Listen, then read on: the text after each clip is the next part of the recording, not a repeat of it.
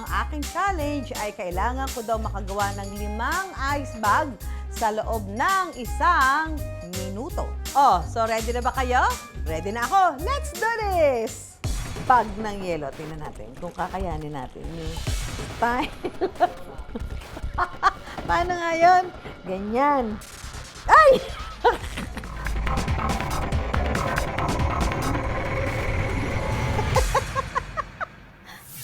Ang ginagawang yelo ng pamilya ni Jodeline, pangmalakasan daw.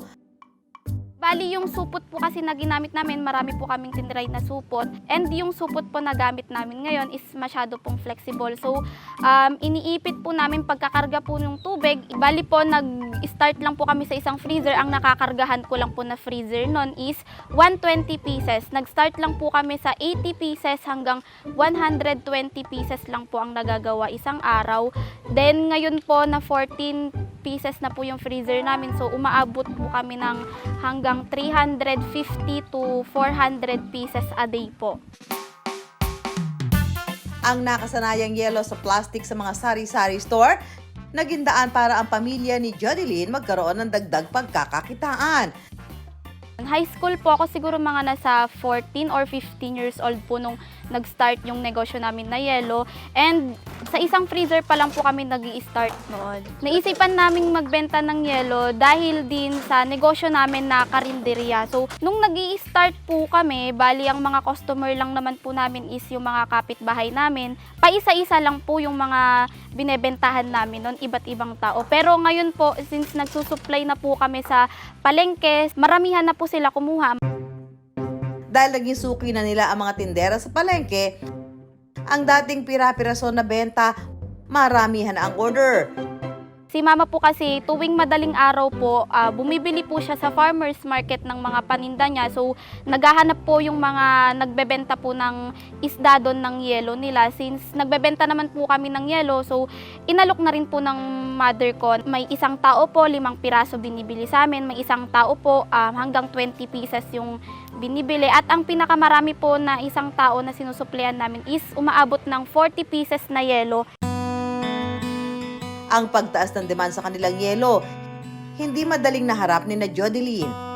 Kapag kinukulang po kami ng sinusupply na yelo sa kanila, talagang napapagalitan po kami at nasusungitan po. Meron po yung time na sobrang bili po ng yelo sa amin, sumasakit na po yung kamay ni mama gumawa ng yelo hanggang sa napapagod na po siya. May time po na talagang nagkakasakit si mama, nilalagnat po, nilalamig po siya na nanginginig po yung mga kalamnan niya dahil po sa pagod. Kaya naman si Jodeline to the rescue na. Kapag ganun po na nakikita ko napapagod yung nanay ko, nahihirapan siya o kaya nasasaktan na yung kamay niya, obligasyon ko rin naman pong tulungan yung nanay ko. Kaya natuto din po akong gumawa ng yelo, natuto din po ako na mag-deliver. Ganun po sa isang negosyo, talagang tulungan po talaga. Natulungan na ang kanyang ina, may hatid pang good vibes si Jodeline sa kanilang mga suki. Si Jodeline kasi tinagurian ng Miss Yelo sa kanilang lugar. Dahil din po kasi talaga sa yelo, natawag din po akong Miss Yelo ngayon dahil may time po na binlog ko yung paggawa ng yelo, pag-deliver ng yelo. Maliban sa oportunidad na maging content creator, napakalaking tulong daw sa pamilya ni Jodeline ang negosyong yelo. Yung kinikita namin, depende po kasi sa lakas ng yelo. So, nagre-range po ng 60,000 hanggang 80,000 monthly po yung kinikita sa yelo. So, pinag-aaral po kami ng mother ko kasi siya na lang po talaga yung nagpapaaral sa amin. Siya na lang po talaga yung nagbibigay ng sustento sa aming magkakapatid.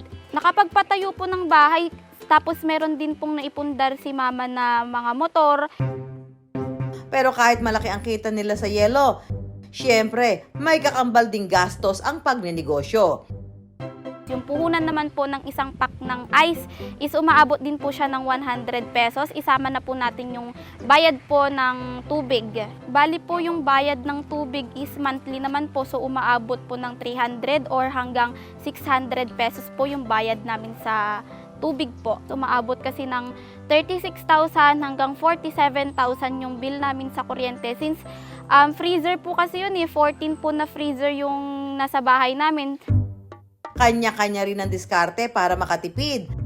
Ang diskarte po ni Mama doon, yung freezer po kasi namin, nilalagyan po namin siya ng tali para maiwasan po yung bukas sara ng freezer. Kaya kahit po sabihin natin na mataas yung bill namin, hindi naman po kami nalulugi. Meron pa din po kaming kinikita. Kung minsan ang hindi pa inaasahang papatok ang siya pang nagiging success. Lahat talaga ng bagay na susubukan kapag binigyan ng tamang atensyon at ginamitan ng diskarte. Kahit ang nanlalamig na negosyo, magiging mainit ang kita.